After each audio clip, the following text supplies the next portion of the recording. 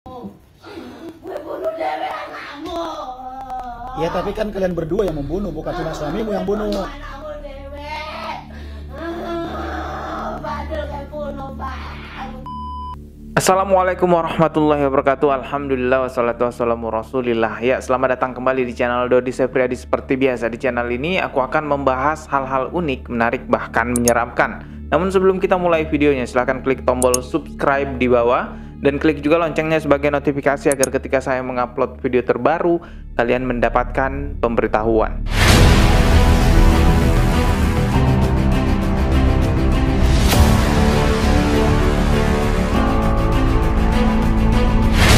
Teman-teman, apa kabar kalian semuanya di masa pandemi ini yang kayaknya nggak ada habis-habisnya?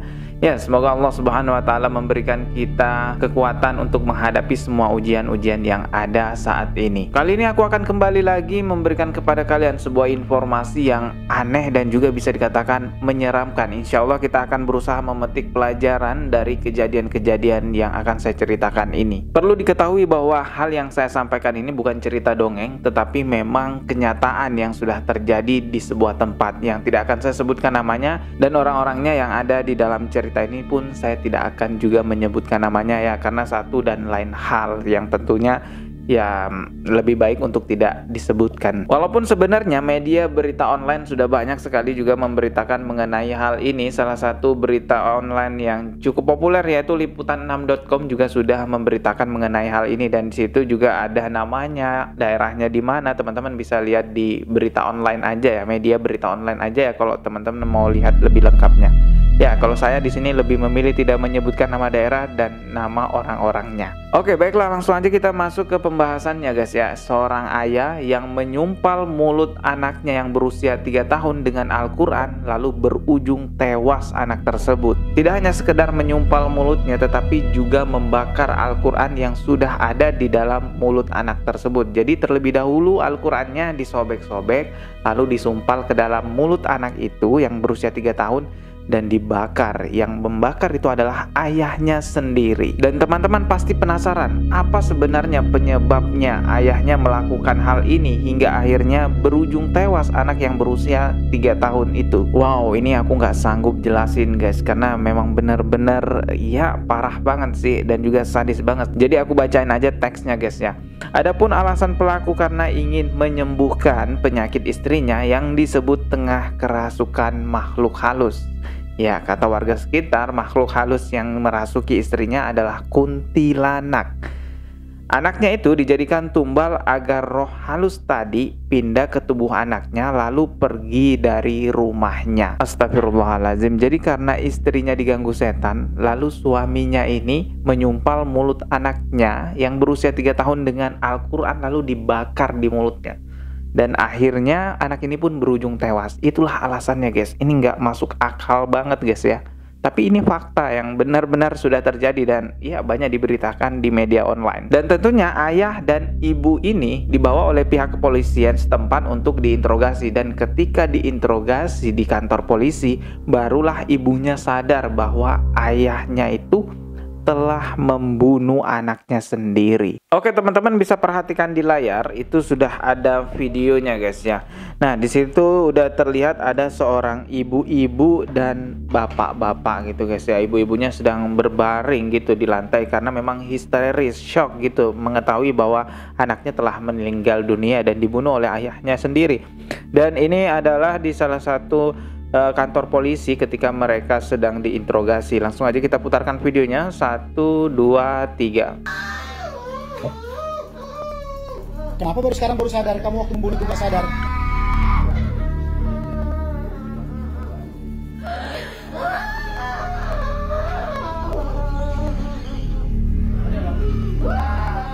Udah mulai sadar dia katanya. Udah mulai sadar dia anaknya dibunuh.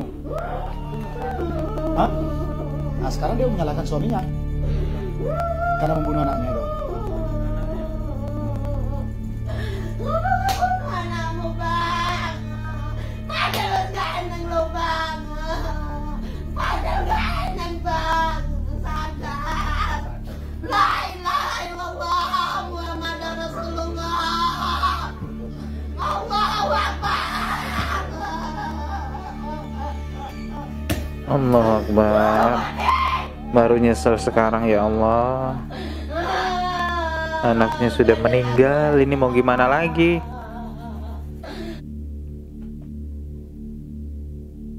Ya, teman-teman bisa lihat ya, itu bapak-bapak itu kelihatan banget sedang diborgol gitu guys ya, dengan pihak kepolisiannya. Ya, tentulah itu harus diborgol dulu karena ya menakutkan juga sih.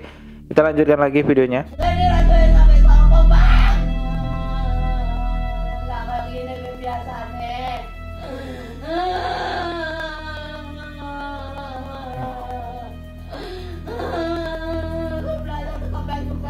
Apa yang diajarin? Pengen lagi anakmu dewe. Bunuh dewe anakmu. Bunuh dewe anakmu. Ya tapi kan kalian berdua yang membunuh, bukan cuma suamimu yang bunuh. Anakmu dewe. Badul kayak bunuh pak. Aku tidak sadar.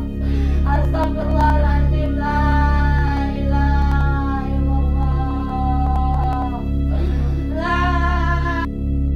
Oke, itu tadi videonya guysnya. Dan begini guys, sebuah penumbalan itu pastinya tidak dilakukan hanya secara cuma-cuma karena mau mengusir setan.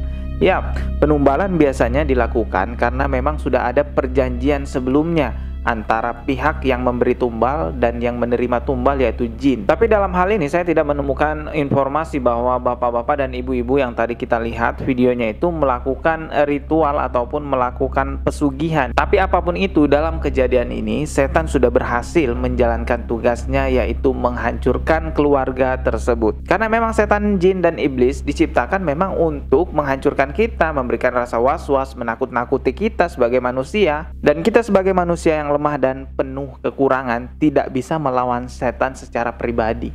Kita tidak punya kekuatan apa-apa. Hanya ada satu cara untuk bisa melawan setan-setan tersebut, melawan jin-jin tersebut, yaitu dengan meminta pertolongan kepada Allah Subhanahu wa Ta'ala, dan bisa juga dengan membaca ayat-ayat suci Al-Quran yang memang diturunkan untuk menghancurkan setan-setan tersebut. Biasanya ayat-ayat suci Al-Quran itu disebut dengan ayat-ayat ruqyah. Intinya adalah perbanyak berdoa kepada Allah Subhanahu wa Ta'ala, meminta pertolongan dan meminta perlindungan kepada Allah Subhanahu wa Ta'ala. Jangan meminta perlindungan kepada jin. Misalnya kita diganggu jin lalu meminta pertolongan kepada jin lainnya, ini malah gali lubang tutup lubang. Dan saya harus sampaikan lagi, berulang-ulang saya sampaikan di channel ini bahwa dosa yang tidak akan pernah diampuni oleh Allah Subhanahu wa Ta'ala adalah dosa kemusyrikan. Salah satunya adalah meminta pertolongan kepada jin dan makhluk-makhluk setan lainnya. Nauzubillah min zalik. Semoga kita semua wafat dalam keadaan tidak menyandang dosa kemusyrikan guys ya. Oke, cukup sekian video kali ini. Masih akan ada banyak lagi video lainnya yang akan saya upload di channel ini. Klik tombol subscribe di bawah dan klik juga loncengnya sebagai notifikasi agar ketika saya mengupload video terbaru kalian mendapatkan pemberitahuan jika kalian sudah klik tombol subscribe-nya. Kita akan bertemu lagi tetap di channel Dodi Sefriadi. Sekian dari saya. Wassalamualaikum warahmatullahi wabarakatuh.